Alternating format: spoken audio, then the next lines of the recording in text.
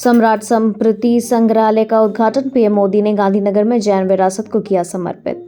प्रधानमंत्री नरेंद्र मोदी ने महावीर जयंती के अवसर पर गुजरात के कोबा तीर्थ में सम्राट स्मृति संग्रहालय का लोकार्पण किया। सम्राट अशोक के पोते स्मृति को जैन धर्म का महान संरक्षण माना जाता है, जिन्होंने 1.25 लाख मंदिरों का निर्माण कराया था। इस अत्याधुनिक संग्रहालय में 2200 साल पुरानी मूर्तियां, दुर्लभ पांडुलिपि और मुगल सम्राट अकबर के मूल फरमान प्रदर्शित किया गया है, जो भारत के प्राचीन सांस्कृतिक और आध्यात्मिक समृद्धि का प्रतीक है।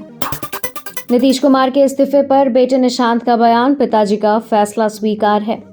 बिहार के मुख्यमंत्री पद से नीतीश कुमार के इस्तीफे के बाद उनके बेटे निशांत कुमार की पहली प्रतिक्रिया सामने आई है। मंदिर में पूजा अर्चना के बाद निशांत ने कहा कि वे अपने पिता के फैसले का सम्मान करते हैं और जनता से वही स्नेह बनाए रखने की अपील की है। राजनीति में सक्रिय हो रहे निशांत ने नालंदा हादसे पर भी दुख जताया। बता दें कि नीतीश कुमार मुख्यमंत्री न रहने के बावजूद जेडीयू के राष्ट्रीय अध्यक्ष बने रहेंगे और पार्टी का कमान भी उन्हीं के हाथ में रहेगा। असम के लिए बीजेपी का संकल्प पत्र, 3 महीने में यूसीसी और लैंड जिहाद पर सख्त कानून का वादा।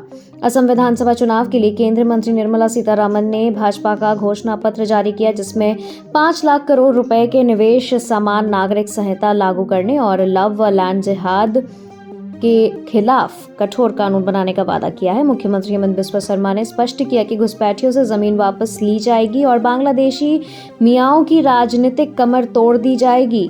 जी हां, घोषणा पत्र में स्वदेशी समुदायों की विरासत और अधिकारों की सुरक्षा को प्राथमिकता दी गई है। राहुल गांधी की चेतावनी, आने वाला है वित्तीय भूकंप, मोदी और एलडीएफ सरकार बेअसर। वायनाड सांसद राहुल गांधी ने केरल के कोझिकोड में दावा किया कि मध्य पूर्व की हालातों के कारण अगले 2 महीनों में देश के वित्तीय भूकंप आने वाला है, जिससे महंगाई और ईंधन की कीमतें बढ़ेंगी। उन्होंने आरोप लगाया कि पीएम मोदी डोनाल्ड ट्रंप के इशारों पर चल रहे हैं और केरल की एलडीएफ सरकार जनता को बचाने में विफल है। राहुल ने माकपा और भाजपा के बीच गुप्त गठबंधन का आरोप लगाते हुए कहा कि यूडीएफ ही एकमात्र विकल्प है। छत्तीसगढ़ में नक्सलवाद का अंत, सीएम साय बोले, विकास और सुशासन के नए युग की शुरुआत।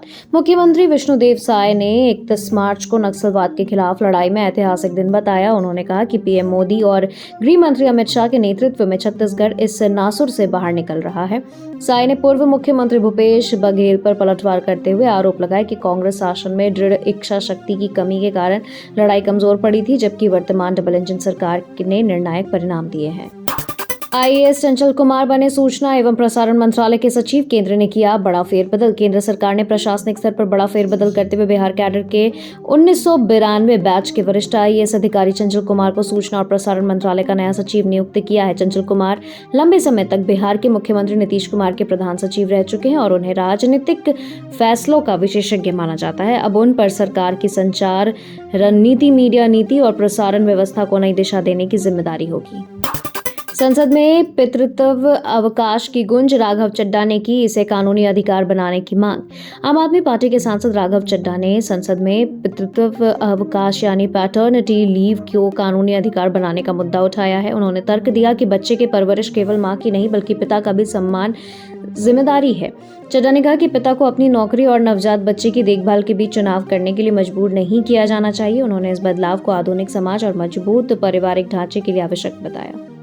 राम मंदिर पर सियासी जंग, अखिलेश के ट्वीट पर डिप्टी सीएम केशव मौर्य का करारा तंज। समाजवादी पार्टी अध्यक्ष अखिलेश यादव द्वारा इटावा के मंदिर में प्रभु राम की मूर्ति की फोटो पोस्ट करने पर यूपी की राजनीति गर्मा गई है। डिप्टी सीएम केशव प्रसाद मौर्य ने इसे अवसरवादी राजनीति करार देते हुए कहा कि जिनके दामन पर राम भक्तों के खून के छींटे हैं, वे आज भक्ति का स्वांग रच रहे हैं।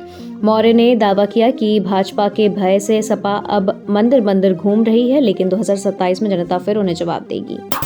नालंदा मंदिर हादसा, लापरवाही पर एसएचओ सस्पेंड। डीजीपी ने सुरक्षा चूक को बताया मुख्य कारण। बिहार शरीफ के शीतला मंदिर में हुई भगदड़ के बाद डीजीपी विनय कुमार ने घटनास्थल का दौरा किया। सुरक्षा व्यवस्था में गंभीर लापरवाही पाते हुए उन्होंने दीपनगर थाना प्रभारी को तत्काल निलंबित कर दिया है। डीजीपी ने मंदिर की सीढ़ियों के अत्यधिक ढलान और भीड़ नियंत्रण के पुख्ता इंतजाम न होने को हादसा की वजह बताई।